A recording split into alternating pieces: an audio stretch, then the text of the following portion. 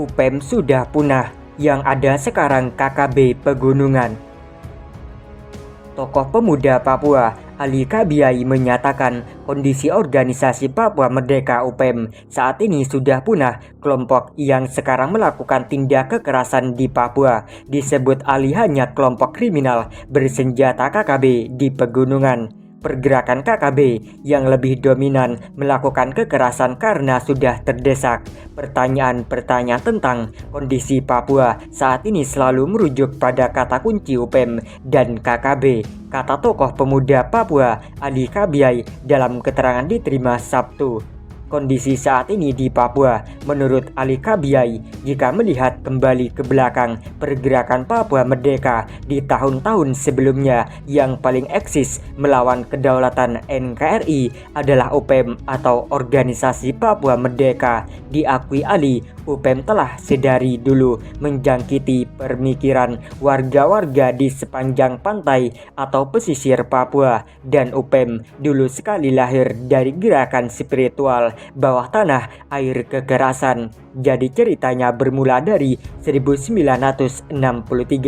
Aser Demotekai yang merupakan mantan kepala distrik Demta, Kabupaten Jayapura. Kemudian muncul juga gerakan pro kemerdekaan Papua di Manokwari pada 1964. Tokohnya adalah Trianus Aronggear. Organisasi Trianus dikenal sebagai Organisasi Papua Merdeka UPEM, dan nama UPEM semakin dikenal tahun 1965 lewat pemberontakan bersenjata kelompok Permenas Ferry Awom di Manokwari, ungkapnya. Seiring berjalannya waktu, lanjut Ali Kabiai, pergolakan UPEM pada waktu itu orang Papua Pentailah yang selalu aktif dalam melakukan perlawanan terhadap negara dengan aksi-aksi namun dengan sentuhan humanis oleh pemerintah, dan berjalannya waktu kesejahteraan orang Papua Pantai mulai menjadi perhatian pemerintah. Ali menyebut fakta saat ini buktinya telah banyak anak-anak Papua Pantai yang diberikan kesempatan oleh negara untuk bekerja sebagai pegawai negeri sipil, juga diberikan jabatan-jabatan fungsional, juga anak-anak pantai mengabdi negara Kesatuan Republik Indonesia melalui TNI Polri, kesempatan di berbagai bidang olahraga. Pemerintah NKRI juga memberikan kesempatan seluas-luas para pemuda Papua belajar dengan beasiswa. Bahkan anak-anak Papua juga sukses di luar negeri, memberikan kebanggaan negara sehingga mereka merasa puas atas perhatian dari pemerintah. Belum lagi banyak infrastruktur dan pembangunan di Papua mulai dapat dinikmati masyarakat Papua, ungkap Ali Kabiai. Setelah para ketua mereka meninggal, menurut Ali Kabiai, pada titik inilah UPEM sudah tidak ada alias sudah punah, karena secara tidak langsung gerakan UPEM tidak dilanjutkan oleh penerus keluarga mereka. Sebagai contoh, sebut Ali Kabiai, Ketua Dewan Adat Presidium Papua saat itu Teis Hio Eluai, yang merupakan tokoh perjuangan Papua Merdeka. Kini anaknya Yanto Eluai telah mendapat kepercayaan dari masyarakat sebagai anggota DPRD Kabupaten Jayapura.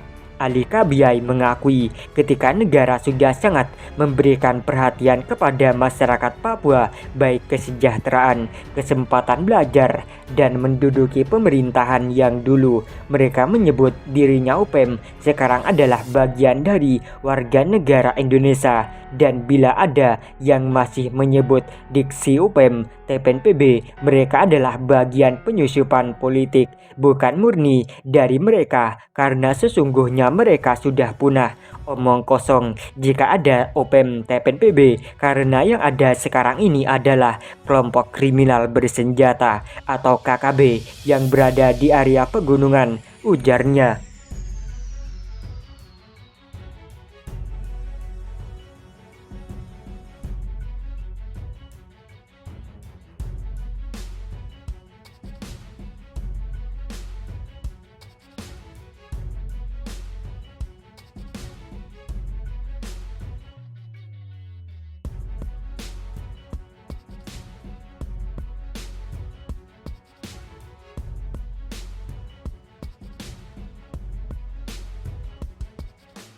7 anggota KKB Yotam ditangkap terkait pembantaian 11 warga diduga.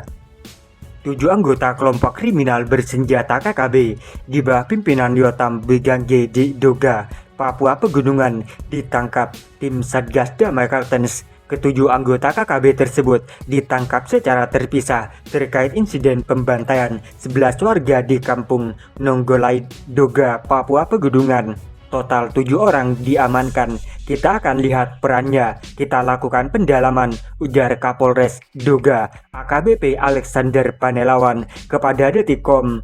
Dilansir Detik Sulsel, Rabu 31 Mei 2023, Alexander mengatakan penangkapan tersebut berawal dari kontak tembak tim Satgas Damai Kartens dengan KKB Yotam Bigangge di Kampung Nonggolait, Doga pada Jumat 26 Mei pekan lalu. Petugas saat itu memukul mundur KKB. Hari Jumat itu kita disanggong, kita yang ditembak duluan, mobil kita ditembak, itu rombongan kita lakukan pengejaran, dia lari ke sungai, dibini Alexander.